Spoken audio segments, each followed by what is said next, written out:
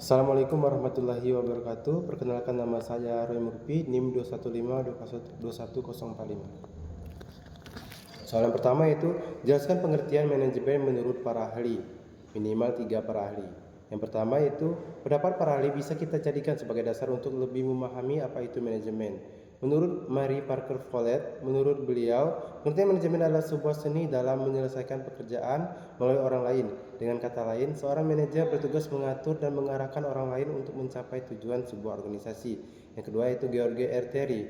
Menurutnya, manajemen adalah sebuah proses yang khas yang terdiri dari beberapa tindakan, mulai dari perencanaan, pengorganisasian, penggerakan, dan pengawasan. Semua itu dilakukan untuk menentukan dan mencapai target atau sasaran yang ingin dicapai dengan memanfaatkan sumber daya, termasuk sumber daya manusia dan sumber daya lainnya. Yang ketiga yaitu Henry Fayol. Menurutnya, pengertian manajemen adalah suatu proses perencanaan, pengorganisasian, pengkoordinasian, dan pengawasan atau kontrol terhadap sumber daya yang ada agar mencapai tujuan secara efektif dan efisien. Soal yang kedua yaitu jelaskan yang dimaksud di bawah ini. Pertama, analisis jabatan, analisis struktur, analisis fungsional. Yang pertama itu ada analisis jabatan. Analisis jabatan adalah proses sistematis untuk mengumpulkan informasi tentang suatu jabatan dan mengolah menjadi informasi yang berguna untuk berbagai kepentingan seperti kelembagaan, ketelaksanaan, kepegawaian, dan kediklatan. Tujuan analisis jabatan adalah untuk mendapatkan deskripsi dan spesifikasi jabatan yang jelas, serta untuk mengidentifikasi tugas dan persyaratan pekerjaan. Hasil analisis jabatan digunakan untuk memahami karakteristik jabatan dan pekerjaan, serta untuk memastikan bahwa jabatan tersebut sesuai dengan kualifikasi dan kemampuan pegawai yang diangkat ke dalam jabatan tersebut. Kedua, analisis struktur. Analisis struktur jabatan mengacu pada analisis jabatan yang fokus pada struktur organisasi dan hubungan antar jabatan. Analisis struktur jabatan membantu dalam memahami bagaimana jabatan-jabatan tersebut berinteraksi dan bagaimana mereka membentuk struktur organisasi yang efektif. Tujuan analisis struktur jabatan adalah untuk memastikan bahwa struktur organisasi yang ada sesuai dengan tujuan dan sasaran organisasi, serta untuk mengoptimalkan kerja tim dan komunikasi antar jabatan. Yang ketiga adalah analisis fungsional. Analisis fungsional jabatan mengacu pada analisis jabatan yang fokus pada fungsi dan tugas jabatan. Analisis fungsional jabatan membantu dalam memahami bagaimana jabatan-jabatan tersebut berfungsi dan bagaimana mereka membantu mencapai tujuan organisasi. Tujuan analisis fungsional jabatan adalah untuk memastikan bahwa jabatan-jabatan tersebut sesuai dengan kebutuhan organisasi dan untuk mengoptimalkan kinerja pegawai yang diangkat ke dalam jabatan tersebut. Dalam sintesis, analisis jabatan melibatkan analisis struktur dan analisis fungsional untuk memahami jabatan secara lebih komprehensif dan untuk mengoptimalkan kinerja organisasi. Yang soal selanjutnya, jelaskan secara detail tentang isi Undang-Undang Pers dan Undang-Undang Penyiaran.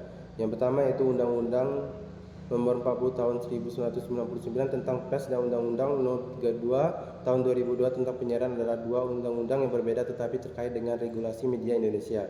Yang pertama itu Undang-Undang Nomor 40 Tahun 1999 tentang Pers. Undang-Undang Nomor 40 Tahun 1999 tentang Pers adalah undang-undang yang mengatur pers termasuk media cetak, elektronik, dan lain-lain. Yang pertama yaitu ada tujuan. Undang-undang ini bertujuan untuk menjalin kemerdekaan pers sebagai salah satu wujud kedaulatan rakyat dan untuk menciptakan suasana yang demokratis di mana pers dapat berfungsi secara maksimal. Kedua, definisi pers. Pers diartikan sebagai seluruh industri media yang ada, baik cetak maupun elektronik. Namun secara khusus, pengertian pers adalah media cetak. Yang ketiga yaitu kemerdekaan pers. Undang-undang ini menjamin kemerdekaan pers sebagai salah satu wujud kedaulatan rakyat dan untuk mencapai suasana yang demokratis di mana pers dapat berfungsi secara maksimal. Pers harus dapat mengeluarkan pikiran secara lisan dan tulisan serta berkreasi dengan bertumpu pada asas keadilan, demokrasi, dan supremasi hukum. Yang selanjutnya itu ada pengawasan. Undang-undang ini memberikan wewenang kepada Dewan Pers untuk mengawasi pelaksanaan undang-undang ini. Dewan Pers juga menetapkan kode etik jurnalistik untuk mendukung pelaksanaan undang-undang pers. Yang selanjutnya itu Undang-Undang Nomor 32 Tahun 2022 tentang Penyiaran. Undang-undang tersebut menjelaskan bahwa undang-undang yang mengatur penyiaran termasuk siaran radio, televisi, dan lain-lain. Yang pertama itu ada tujuan dari undang-undang ini. Bertujuan untuk menjamin kebebasan berekspresi atau mengeluarkan pikiran secara lisan dan tulisan, serta untuk mencerminkan keadilan dan demokrasi dengan menyeimbangkan antara hak dan kewajiban masyarakat ataupun pemerintah. Definisi penyiaran yaitu penyiaran diartikan sebagai kegiatan pemancar luasan siaran melalui sarana pemancaran dan sarana transmisi di darat atau di laut atau di antariksa dengan menggunakan spektrum frekuensi radio melalui udara, kabel atau lainnya.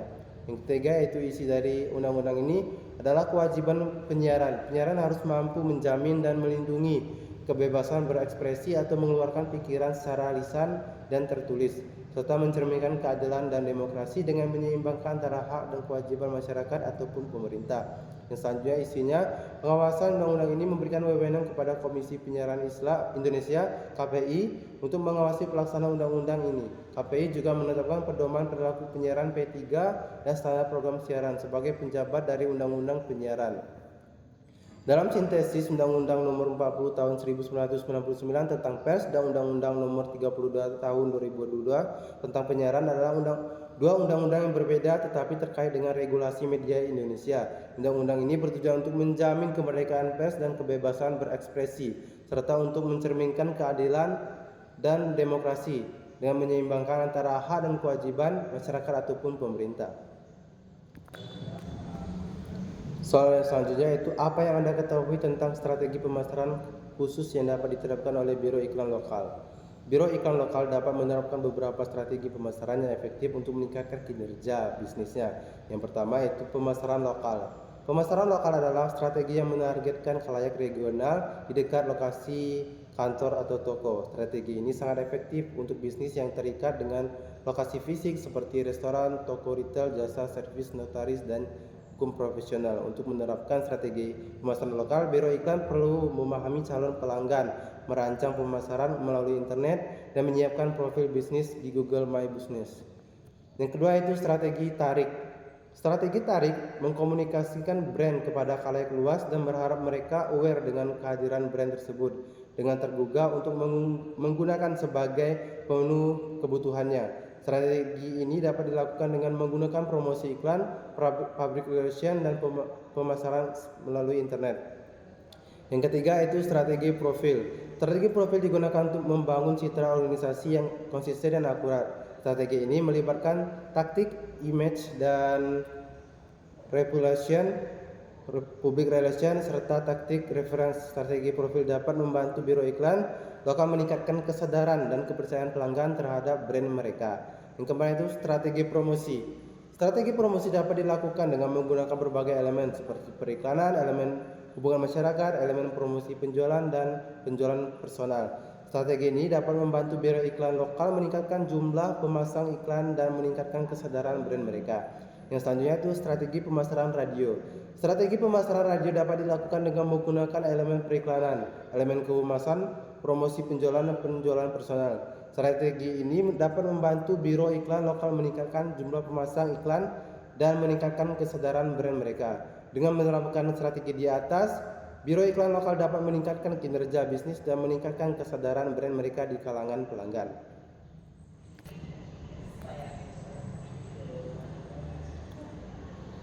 Soal selanjutnya, apakah yang Anda ketahui tentang 4 bentuk organisasi media yang dijumpai di Indonesia? Terdapat 4, yaitu swasta, organisasi swasta. Banyak media di Indonesia dimiliki dan dioperasikan oleh perusahaan swasta, baik dalam bentuk perusahaan media besar maupun usaha kecil dan menengah. Yang kedua itu pemerintah. Terdapat juga media yang dimiliki dan dioperasikan oleh pemerintah seperti TVRI dan RRI, Radio Republik Indonesia. Yang ketiga itu swasta asing. Beberapa media di Indonesia dimiliki oleh perusahaan media asing atau memiliki investasi asing. Yang empat yaitu komunitas. Ada juga media yang dimiliki dengan dioperasikan oleh organisasi atau komunitas masyarakat seperti media lokal ataupun media daring independen yang didirikan oleh kelompok tertentu untuk menyuarakan kepentingan atau pandangan mereka. Itulah yang saya dapat jawab melalui tugas yang diberikan mengenai manajemen pers dan penyiaran. Terima kasih. Wassalamualaikum warahmatullahi wabarakatuh.